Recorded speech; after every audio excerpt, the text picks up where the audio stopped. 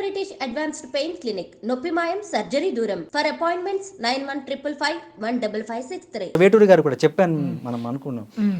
భక్త కన్నప్ప సినిమాలో రాశారు, తక తకిట చకిత పద యుగల నికట గంగా జటిత మకుటకట నిగల హరిహరాంచిత సదా సలిత నీరగల సాంగచ్చట చట నిటల చంద్రకళ అంటారు. అంటే శివుడి యొక్క ఏదైతే ఉందో జటాజూటం అది ఎట్లా ఉంది అనేటువంటి దాన్ని దృష్టిలో పెట్టుకొని వివరించారు. మళ్ళీ బాణీ కూడా బాణీలు ఇరుకిరుకు బాణీలు అవన్నీ బాణీలకు రాసినవి. మళ్ళీ అదొకటైతే ఇది రాశాక ట్యూన్ చేయాల్సి వచ్చింది అనుకోండి, దీని అర్థం తెలియాలి కదా ఫస్ట్. సంగీత దర్శకుడు ఇది ఎట్లా పెట్టాలి, ఇది ఎట్లా ఇది ఎట్లా మీటర్ మీద సెట్ చేయాలి. ఎందుకంటే తెలుగు వర్డ్స్ కావు, సాంస్క్రిట్ వర్డ్స్, టోటల్ సాంస్క్రిట్. అందులో ఒక్క తెలుగు పదం లేదు. మరి ఎట్లా పెట్టాలి? మరి అప్పటి వాళ్లకు సంగీత దర్శకులకి సాహిత్యం మీద కూడా పట్టుండడం అదొక ప్రత్యేకమైనటువంటి ఆకర్షణ, ప్రత్యేకమైన విషయం. అప్పటి వాళ్ళకి అది చాలా ఉంది. అట్లా అలాగే ఇప్పుడు మీరు సినారా గారు ఎగ్జాంపుల్ చెప్పారండి కనుకంటున్నాను. ఒక సినీ గీత రచయితకి మ్యూజికల్ నాలెడ్జ్ ఎంత ఉండాలి, వొకాబులరీ శాతం ఎంత ఉండాలి? జనరల్గా అంటే ఇప్పుడు మీరు అన్నట్టు సంగీతం మీద పట్టుండాలని అడిగారు. సంగీతం మీద పట్టుండాల్సిన అవసరం లేదు. ఎందుకనంటే మరి సంగీతం మీద పట్టు లేనిది ఎలా రాస్తారు అని అంటే, గీత రచయితకి ఎవరైనా, నిజానికి మనం సినీ గీత రచయిత అంటాం, సినీ గేయ రచయిత అని కూడా అంటాం. ఏంటి తేడా, డిఫరెన్స్ అంటే సినీ గీత రచయితనే కరెక్ట్. గీతము అంటే పాట, మరి గేయము అంటే పాటే, కావ్యంలా ఉంటుందా? అంటే గేయం అనేటువంటిది చదువుకోవడానికి కూడా వెసులుబాటు ఉంటుంది, కానీ గీతం అనేటువంటిది చదువుకోవడానికి వెసులుబాటు ఉండదు, పాడవచ్చు. కానీ గేయం రాయొచ్చు, చదవచ్చు, పాడవచ్చు. ఇక్కడ గేయం మీద ఒక ఛందస్సు ఉంటుంది. మీరు అన్నట్టు సంగీత దర్శకునిలాగా స్వరాలు తెలియకపోయినా ఇక్కడ మాకంటూ కొన్ని మీటర్స్ ఉంటాయి. ఖండగతి, తిశ్రగతి, మిశ్రగతి, చతురస్రగతి, సంకీర్ణ గతి, ఇవి ఉంటాయి. ఖండగతి తక తకిట తక తకిట తకిట తకిట తకిట తకిట తిశ్రగతి, మిశ్రగతి తకిట తక్కదిమి తకిట తక్కదిమి, చతురస్రగతి తక్కదిమి తక్కదిమి, ఇట్లుంటాయి. ఇవి ఏవైతే ఇప్పుడు నేను మీకు చెప్పినటువంటి ఈ మీటర్ ఏది ఉందో, నడక ఏదైతే ఉందో, ఈ నడక సంగీత దర్శకుడు చేసేటువంటి ట్యూన్కి లింక్ అయి ఉండేది. ఆయన చేసిన ఇదే మీటర్ మీద చేస్తారు, ఇదే మీటర్ ఉంటుంది, ఇదే మీటర్ మీద పాట పుడుతుంది. అది ఏ పాట తీసుకున్నా కానీ, ఎవ్వరు రాసినా, ఆనాటి రచయిత రాసిన, ఈనాటి రచయిత రాసిన, ఏ ఐటమ్ సాంగ్ రాసిన, ఏ ఫోక్ సాంగ్ రాసిన, అందులో ఈ పాట తాలూకు లయ ఉంటుంది. కాబట్టి అది ఏ తీసుకున్నా మనకు గేయ రచయితకి వీటి మీద పట్టు ఉంటుంది. కాబట్టి సంగీత జ్ఞానం లేకపోయినా ఈ గేయ రచయితగా ఉండేటువంటి ఈ ఏదైతే మాత్రలు ఉన్నాయో వీటి మీద పట్టు ఉంటే ఆ లయలో ఒదిగిపోతుంది. అంటే లిరికల్ మీటర్ మీద ఏదైతే మాత్ర ఛందస్సు మీద పట్టు ఉంటుందో, మీరు తత్కారం అన్నారా, ఈ తత్కారమే ఇప్పుడు చెప్పిన తకతకిటలు. అక్కడ మ్యూజిక్ డైరెక్టర్ ఇచ్చిన అవే ఇస్తాడు, ఇక్కడ మేము రాసిన అదే రాస్తాం. కాకపోతే ఏంటంటే అక్కడ అవే ఉంటాయా అంటే, వాళ్ళు పాడుతారు కాబట్టి మనకు అమ్మో ఇంకా వేరే ఉంటుందేమో అనుకుంటాం. మనం చదివిన అవే ఉంటాయి, వాళ్ళు అక్కడ పాడిన అవే ఉంటాయి. సో ఫోక్ సింగర్ అంటే అడుగుతున్నాను, కంపల్సరీ తనకి అంటే ఛందస్సు తెలిసి ఉండాలా? నార్మల్గా పాట రాసేవాడికి ఛందస్సు అవసరమా? లేదు. అంటే ఇప్పుడు ఉన్నటువంటి పరిస్థితుల్లో మీరు జనరల్గా మీరు అంటుంటే తెలిసి ఉండాలి అని అంటే, జనరల్గా మనకు ట్యూన్ ఇచ్చారనుకోండి, ట్యూన్ ఇస్తే ఆ ట్యూన్కి ఏవైతే ఉన్నాయో ట్యూన్కి రాయడం తెలియలేదు అతనికి. మ్యూజిక్ డైరెక్టర్ చెప్తాడు నాకు రాయాలని సార్ అంటే, ఓకే నీకు ఏదైతే తెలుస్తుందో అది రాయి అన్నారు అనుకోండి. మీరు 4 మాటలు మాట్లాడండి, దాన్ని నేను లిరికల్ మీటర్ మీద సెట్ చేసేస్తాను. లేకపోతే 4 వాక్యాలు, అతడు అటు వెళ్ళాడు, ఇతడు అటు వెళ్ళాడు, అతడు ఇక్కడ నుంచి వచ్చాడు, ఇతడు అక్కడి నుంచి వెళ్ళాడు అన్న, ఇందులో మీటర్ ఉంది. అతడటు వెళ్ళాడు, ఇతడిటు వచ్చాడు, ఇది ఉంది, ఇది మీటరే. దీన్నే ఇక్కడ ఏదైతే ఉందో తక తక తక తకిట తక తక తక తకిట, అతడటు వెళ్ళాడు, ఇతడిటు వచ్చాడు, మనకు తెలియదు అందులో అది ఉంది అన్న విషయం మనకు తెలియదు.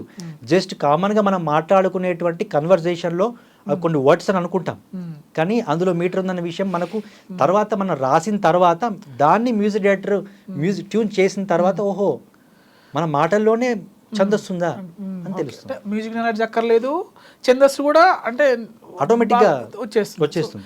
కానీ పట్టు ఇప్పుడు మనం అన్నారు చూడండి, మీరు సన్నివేశం కానీ ఇట్లాంటి కొత్త కొత్త ప్రయోగాలు చేయాలి కానీ ఇవి అన్నారు కదా, అప్పుడు అధ్యయనం తప్పనిసరి, చదవాలి, పుస్తకాలు చదవాలి. పుస్తకాలు చదివితేనే రాస్తారా? ఇప్పుడు వాళ్ళు రాస్తున్న వాళ్ళంతా చదువుతున్నారా అంటే అలానే కాదు. చదవడం వల్ల ఒక అనుభవం, ఒక అధికారం, సబ్జెక్ట్ మీద పట్టు. ఇప్పుడు సీతారామ శాస్త్రి గారు ఉన్నారు, వేటూరి గారు ఉన్నారు, ఎన్ని కావ్యాలు చదివారో తెలుసా?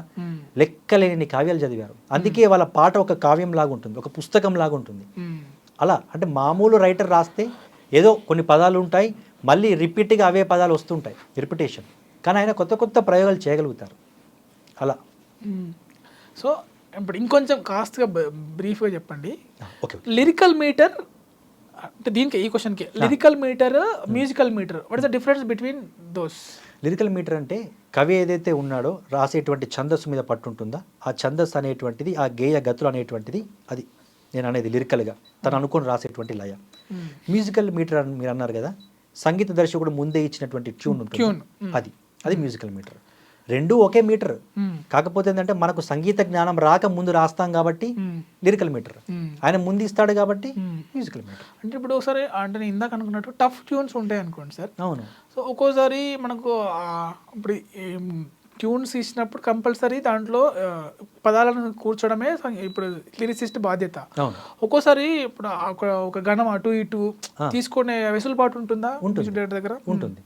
అప్పుడు ఏం చేస్తారంటే మీటర్ కొంచెం అక్కడికే మనకు ఆపిస్తుంటారు, ఆగిపోతుంటుంది మనకు. ఇప్పుడు నేను కూడా ఇప్పుడు దాంట్లో చిరాకు చీకటింక నీకు అడ్డు రాదురా అన్నారు, లాస్ట్లో ప్రవాహ మల్లె రా అన్నారు, ఓకే, క్లోజ్ అయిపోయింది. అంటే ఆ మీటర్ అంతవరకే ఉంది. అంటే ప్రతి లైన్ కూడా ఒకే మీటర్లో ఒకే లైన్లో ఉంటుందని లేదు, మీటర్ మధ్యలో అక్కడ ఆ లెన్స్ కట్ అయిపోతుంటాయి, ఆ ఏవైతే లెన్స్ ఉంటాయో అందులోనే పెట్టేసేయాలి. అంటే ఒక్కోసారి మనకి నేను ఇంకా కొంచెం డీప్గా చెప్తాను. ఇప్పుడు తను వస్తున్నాడు, తను వచ్చింది, సో తను వస్తున్నాడు అనేది ముందొచ్చింది, అది కంప్లీట్ అయిపోయింది. సో తను వచ్చిందిలో కూడా వచ్చింది కంప్లీట్, బట్ ఏంటంటే ఇక్కడ కూడా తను వస్తున్నాడు అని ఇచ్చాడు అనుకోండి. సో ఇక్కడ ఇప్పుడు మీటర్ సరిపోకపోతే అర్థం సరిపోవట్లేదు, అర్థం సరిపోతే మీటర్ సరిపోవట్లేదు. అటువంటిప్పుడు ఎటువంటి ఎక్సర్సైజ్ చేయాలి సినీ రచయిత? అప్పుడు మీరు అన్నారు ఇప్పుడు అర్థం మీటర్ సరిపోతే అర్థం సరిపోవట్లేదు, అర్థం సరిపోతే మీటర్ సరిపోతుంది, భావం కుదించేటువంటి జ్ఞానం ఉండాలి. మీరు అన్నట్టు, మీరు అన్నదానికి సమాధానం ఏంటంటే కుదించే జ్ఞానం ఉండాలి. ఇప్పుడు జనరల్గా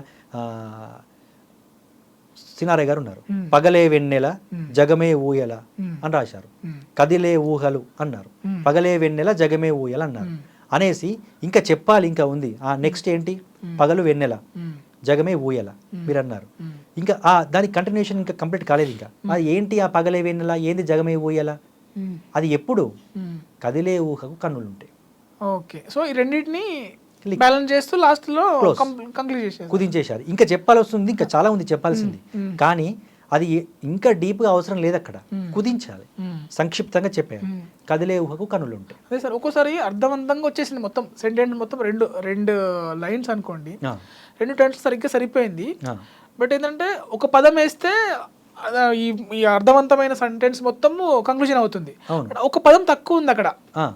సో అంటే మీటర్ సరిపోవట్లేదు, అటువంటిప్పుడు మళ్ళీ రచయిత ఇంకొక భావాన్ని మొత్తం మార్చాల్సిన సందర్భం వస్తుంది. సో అటువంటిప్పుడు టైం టేకింగ్ కదా సార్? అవును, అది ఇంకా అది ఎట్లా ఉంటుందంటే మొత్తం మార్చాలి, అది స్పీడ్గా మార్చాలి. మొత్తం మార్చడానికి చాలా మంది ఉన్నారు, స్పీడ్గా అప్పటికప్పుడు సమయస్ఫూర్తితో మార్చే వాళ్ళు కావాలి, అది కావాలి. ఇంకొకటి వాళ్ళకు నచ్చేలా మార్చే వాళ్ళు కావాలి, అది స్పీడ్గా మార్చే వాళ్ళు కావాలి, ఇది చూస్తారు అక్కడ. ఇంకొకటి పేషెన్స్. మార్చు అంటే నేను ఎట్లా మారుస్తాను? ఎంత పెద్ద రైటర్ అయినా మార్చు అని అంటే మార్చాల్సిందే. ఆర్జీవి గారు చెప్తే సిద్ధరామ శాస్త్రి గారు ఎన్నిసార్లు రాయలేదు? జాంబురా తిరి జాబిలమ్మ 40 సార్లు రాశారు ఆయన ఆ పాట. చించేసిన కొద్దీ మళ్ళీ రాస్తాను. పేషెన్స్ సినీ గీత రచయితకు ఉండేటువంటి ఆ ఓపిక అనేది అలా ఉంటుంది.